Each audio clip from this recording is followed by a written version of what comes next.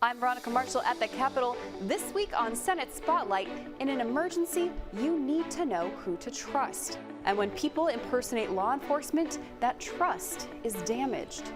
To this day, if there's a vehicle that looks like a police vehicle and I'm on the road, I'm taking exits and taking lefts and rights to try to avoid that person.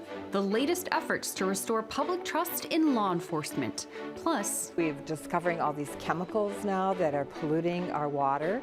So you have the forever chemicals, that's another problem. That's why I really think it's a dire situation.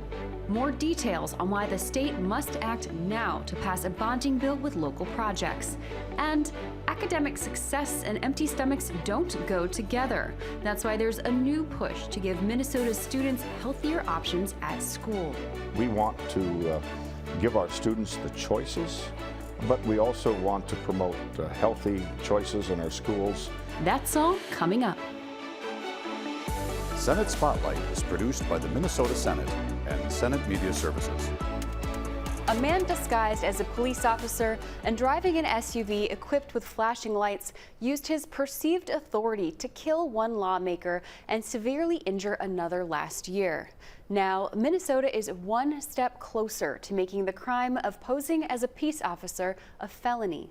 Impersonating a peace officer can create dangerous situations and erode the public's trust in legitimate law enforcement officers. That's why Minnesota's largest public safety labor union says it stands behind Senate File 3735, which strengthens the penalties for impersonating law enforcement. Currently, a person who falsely impersonates a peace officer with the intent to mislead another can be charged with a misdemeanor. Senate File 3735 changes that to a felony and adds the possibility of jail time and a fine as well. Senator John Hoffman, who survived last year's attack, says not only is the bill good politics, it's personal. I was almost killed. My wife was almost killed. And my daughter had a gun faced in her face by an individual who looked like a police officer, had a vehicle that looked like a police vehicle, yelled, "This is police," had his license plate that said police on it, was wearing everything that you would think a police officer is.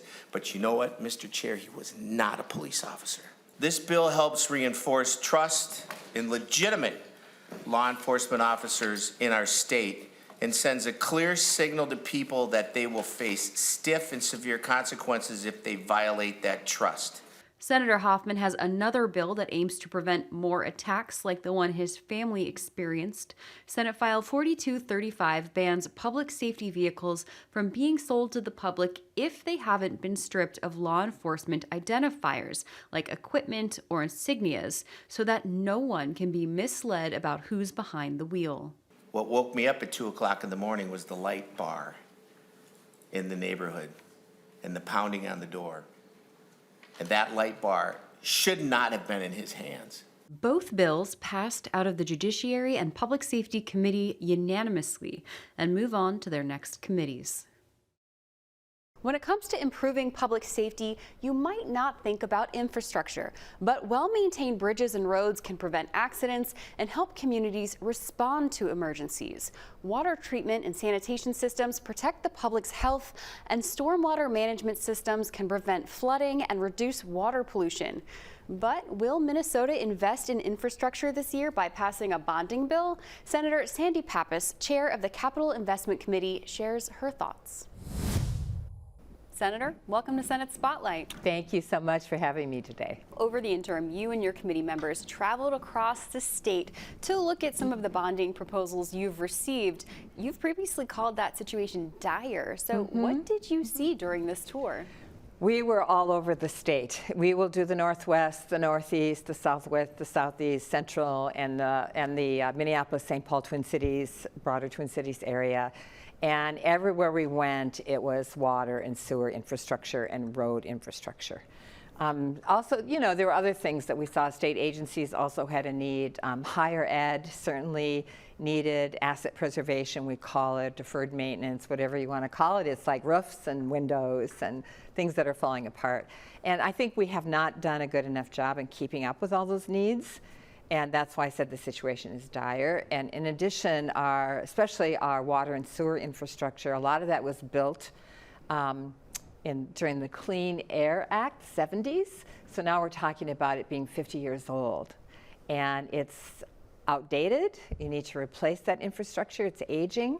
And also we're discovering all these chemicals now that are polluting our water. So you have the forever chemicals. That's another problem. That's why I really think it's a dire situation.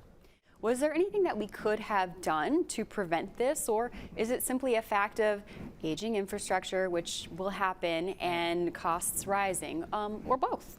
I think it's two things. It's one, consistent large bonding bills would help, with a significant amount directed toward deferred maintenance is the expression we use. Keeping up with what we have, taking care of the buildings that we own, because it's not just state buildings. We own a lot of buildings, but it's also the University of Minnesota, all their campuses, and all of the Minnesota State campuses. We're responsible for helping them with deferred maintenance. So that's one thing. The other thing is for local governments that are now coming to us with needing help to replace their aging infrastructure. They could have been setting money aside, having a reserve fund, having a replacement fund, gradually raising their water and sewer fees to help pay for that, so that now it's not a situation all of a sudden where they're raising the fees and it's not enough and they need our help. The governor has proposed a $907 million bonding bill. We know that won't meet the needs because you've received $6.5 billion worth of funding requests. So how do you pick and choose between the proposals you get? Who gets funded and why? We look at several things. First of all, we want to know that the project is shovel ready, so that the money's not sitting in the bank, if you will, waiting for them to kind of get ready for the project. And we also maybe ask them to phase so that we can just fund part of a project. We will only fund up to 50% of a project, so the local community has to have skin in the game. Local communities have to set priorities. They come in, it's our first priority, second, third, whatever. And then we really look at recommendations by members. And then it's just hard to spread the money around, really, the whole state. A lot of people are unhappy. We've mentioned what the governor has proposed and then the requests you've received. If it were up to you, how much money would go into bonding this year? Oh, it was up to me, I would do $2 billion. And I would do it every year until we get caught up. But I think it's more realistic that it's going to be $1.2 billion. That's within the Minnesota Management and Budget Guidelines. It's close enough to what the governor has suggested, because he didn't suggest any local projects really. And our members really expect that we're going to do local projects.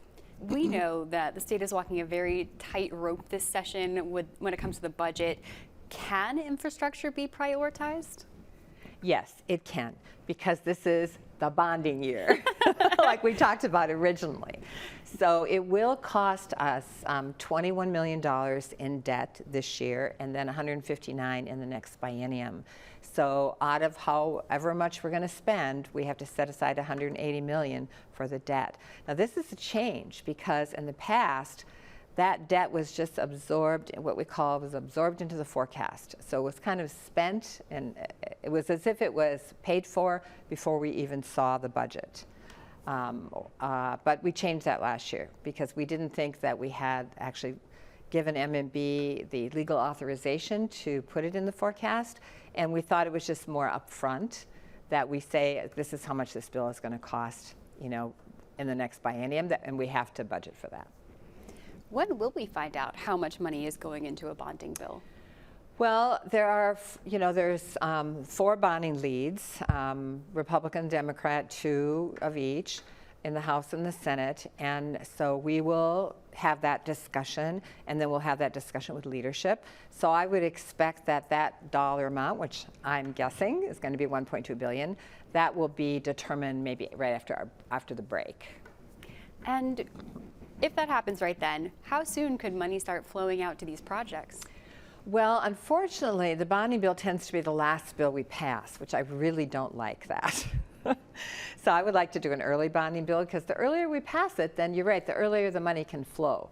But let's say that we do pass it in May sometime, then all the groups that have been funded, they have to have a contract with MMB, Minnesota Management and Budget, that explains, what the project is and how they're going to fully fund it, because the state is the last dollar in. So the local community has to figure out where the rest of the money is coming from, regardless of whether we give them what we've asked or likely less than what they've asked. So once that's all figured out, then it's a reimbursable system. So then as the local city, let's say, as they spend the money, they submit their invoices then to M&B, and then they get reimbursed for that, probably on a monthly basis. Now, Senator, you said part of the problem is we haven't been consistent in funding this. Why is that? There used to be more consistency when I first came into office, where people understood that, we do a kind of a large bill during the bonding year, which is like the even year, and then we'd often do a smaller bill even during the other year, the odd year. And then at some point, it got really involved in leveraging by the minority party, because it has to be a 2/3 vote. So I need all 34 of my Democratic members to vote for it, plus I need at least 7 Republicans, and I would love to have more, actually, because most of our bonding bills really heavily support rural Minnesota. When you think of all the programs that we have that go out the door, our higher ed institutions, our DNR facilities, trails, I mean, that is all in rural Minnesota, state parks, et cetera. And the local communities that we fund are often in rural Minnesota. So I don't really like the idea that it's been used as a leverage. I think that's hurt us in terms of passing bonding bills. And when my party was in the minority, we used it as a leverage, and so did Republicans. So I've argued that we should negotiate within the bonding bill and not bring in outside issues. And last year, that's what we did. And so I think it got to be even a stronger bill for the minority because of that insistence that we negotiate within the bill. But that's fine, they need it. Those communities all need it. We didn't give out any money to people who don't need it and don't deserve it. So. I've heard the sentiment that infrastructure shouldn't be partisan, and it Right. sounds like that's what you're saying. Exactly. How does that play out in your committee? It plays out pretty well. I think mostly the difference is they use this expression called wants and needs. And so the needs obviously would be to the Republicans, the water, the sewer, the roads. Needs to urban Democrats can often be very different, because we have the Met Council, we have our own water facilities, but what our communities need is a community center, a park, or money for a park. So it can really vary on what people think are wants and needs. So what do you think the chances are that we pass a bonding bill with local projects this session? Well, hope springs eternal, I wouldn't want to say it's guaranteed, because you just never know what's sometimes can happen. That's why I don't like leaving it to the last day. Even last year, we had to go into special session, and we passed the bonding bill in the special session because we weren't quite there yet. I would like to say that if we have very good relationship with all us 4 co-chairs, and we work together really well, and we are all flexible and willing to compromise, and I think that's part of the art of legislating, is being able to work with your colleagues, across divides, and get the job done for the people of Minnesota. Senator, you've been chair of the Capital Investment Committee over the last several sessions. Mm-hmm. You've been in the committee longer, and you've been here working at the Capitol since 1984. Right. So you have so much knowledge of this process. How has it changed during your time here? Are we moving in the right direction? Well, first of all, you have to remember, and that's a challenge. But I think that the change has happened in which the years in which the bonding bill got more divided, got more partisan, and was used as leverage. That was kind of a bad change that happened. I think we're getting away from that now and getting back to we all benefit from a bonding bill. I think that we have not changed enough in that 20 years ago, we were doing bonding bills like for $900 million, and the governor came in with a $900 million bonding bill, and construction costs have gone up, the number of projects have increased, we're funding more local projects, so that's been a real problem. But the idea, we didn't always tour either, and we used to mostly just do whatever the governor wanted in terms of infrastructure, and we didn't do a lot of local projects. So that's definitely changed. And the local communities have just come to us and asked us for help. And in 2023 in particular, when we had a lot of cash, that's when we decided to help a lot of nonprofits. And if we don't have cash, because only bonding dollars can only go to a governmental entity. So if we don't have cash, like we won't this year, then we can't really help those nonprofits. And a lot of them do provide services that are very much needed in local communities. It's just the way it sometimes works, is that a nonprofit does your local homeless shelter, for example. Yeah. Senator, speaking of changes, you've announced you plan to retire at the end of this session. That is a huge loss for us, but what's next for you? All my friends who have retired have said, don't plan anything, don't make any commitments.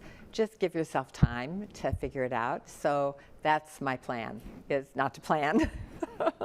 I have a lot of interests. I have a lot of grandchildren. I might still be around here, who knows? Some people have started to approach me already about possibly still working on some issues. So we'll see. But it is, it is nice actually not to have a campaign. I can just focus on being a legislator this session and not have to worry about campaigning. Well, I'm going to miss seeing you at the state fair, but maybe I'll see you there, just visiting. Just visiting, that's right. All right. Well, Senator, thank you for being here. Thanks so much for having me. We are in a housing crisis. We are in an affordability crisis, and this is an intersection of those two things. One of Minnesota's last most affordable housing opportunities will slip away if we don't act now, according to Senator Liz Bolden. She says Minnesotans who live in manufactured housing parks are being forced out of their homes due to predatory practices from out-of-state private equity firms. Those practices include price gouging and aggressive evictions. The egregious injustices manufactured home residents suffer are compounded by the fact that Minnesota laws deny us fundamental rights to consumer protection that every other type of homeowner is afforded.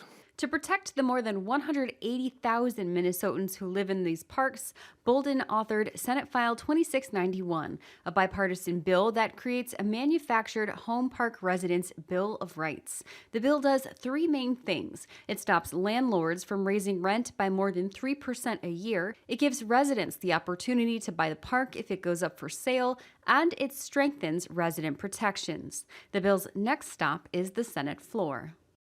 It's hard to learn when you're hungry. That's the general thought behind the National School Lunch Program. It offers certain students nutritionally balanced meals at low cost or for free.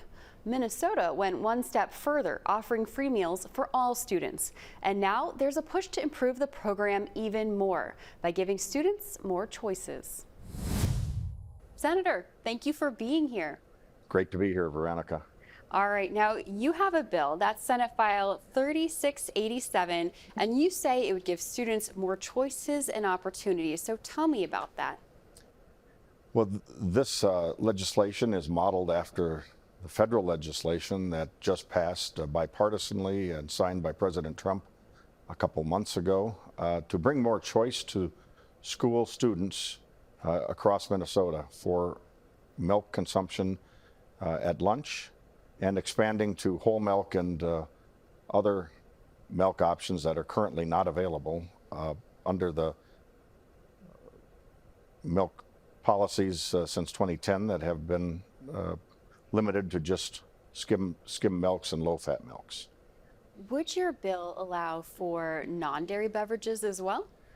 It would. It would also accommodate anybody that requests a non-dairy beverage, almond or other alternative milk products similar in nutrition, but that would be also available. You've mentioned that this is part of the National School Lunch Program and that whole milk and 2% are currently not allowed. Why is that?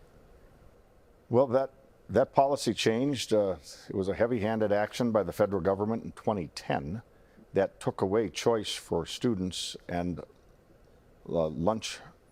school lunch providers, and that's what we're trying to remedy, and that's what the federal legislation is also attempting to remedy by bringing back whole milk and 2% and other choices of milk, including flavored milks in some option, as some options for students to choose from to encourage more milk drinking and more variety for students and school districts. Now, Senator, obesity in children is on the rise. Does that give you any pause in offering them these higher fat content milks? You know, that issue was discussed at the federal level when Congress considered this bill that passed bipartisanly. It does not, because, again, it doesn't mandate any certain type of milk that has to be drank, like the 2010 heavy-handed action from the government. It just brings more choices. But as Congress had heard when this bill passed and the testifiers talked about, ironically, there's studies that have shown an association with whole milk or higher fat milks not being correlating to more obesity. And in fact, in 2010, when this limited low-fat or skim milk policy went into place, the obesity rate in the United States for children was at 17%. It is now up to 21% after they mandated skim milks in the school districts. And so there doesn't seem to be a correlation. There seems to be an interesting association in many studies, as Professor Ayub from Albert Einstein Medical School in New York had testified to Congress that obesity rates seem to actually be lower in students or children that have drank higher fat milks. And so they're not conclusive, but there doesn't seem to be any correlation that the whole milk or the higher fat milks are a result of the obesity. In fact, the opposite seems to be some of the results and associations in many of these studies that Professor Ayub cited from Albert Einstein Medical School in New York, and other groups have talked to us about this. And so we think bringing choice back to students and school districts across Minnesota is a good policy, and let people choose what flavor, what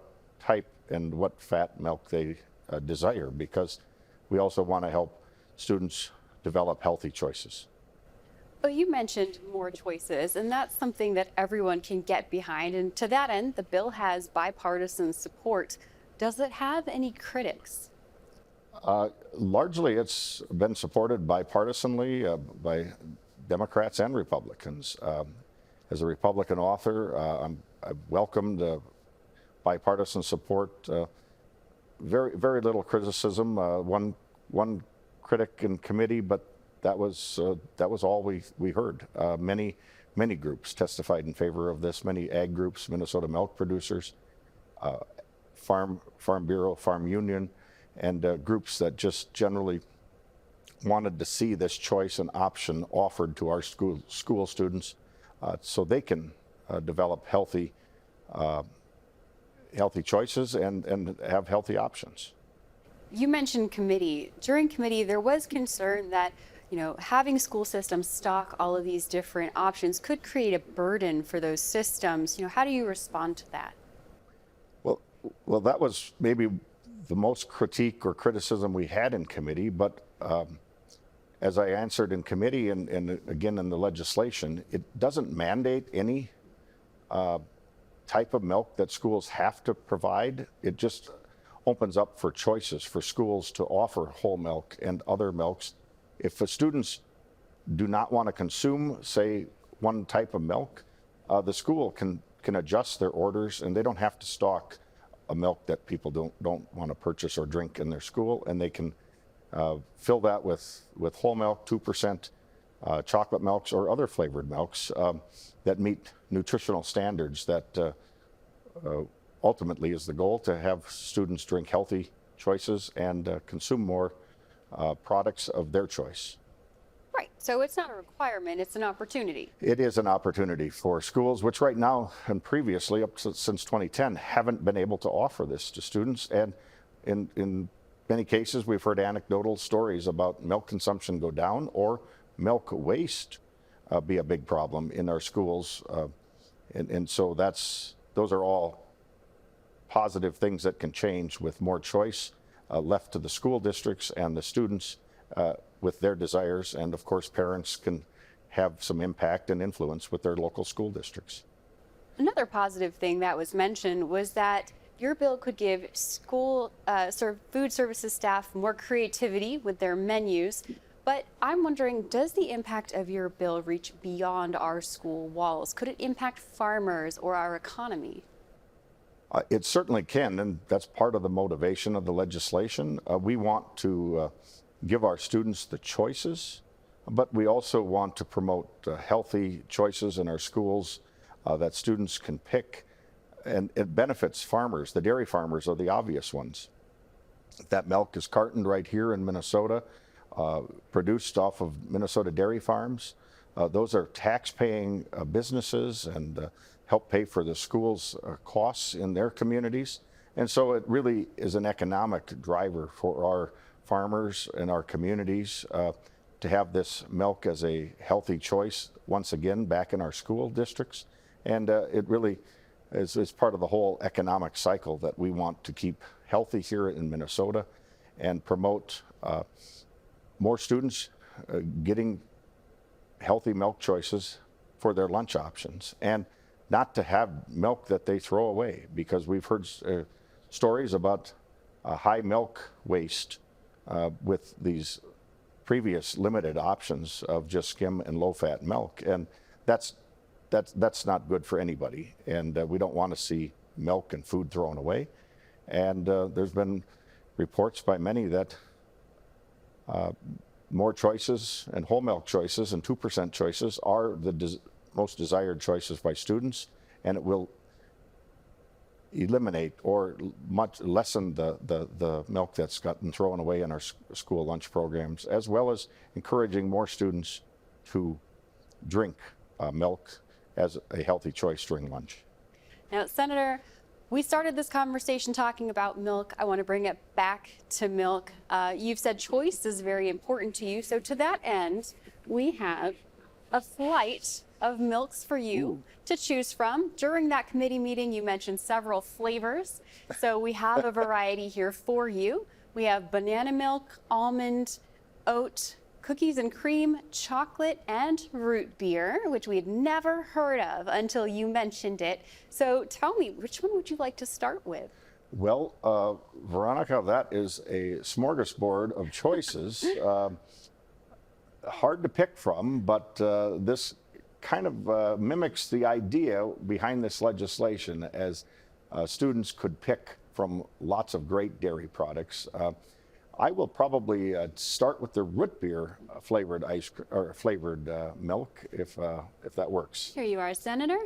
All right, I will go for oat. And let me just conclude. We talk about dairy products, and a fun little saying I've come up with over the years is, remember, milk, cheese, ice cream, and butter are all great and tasty things that come from an udder. I hadn't heard that. Thank you. All right, cheers, Senator. Cheers. That's all the time we have today. Thank you for joining us, and see you next time.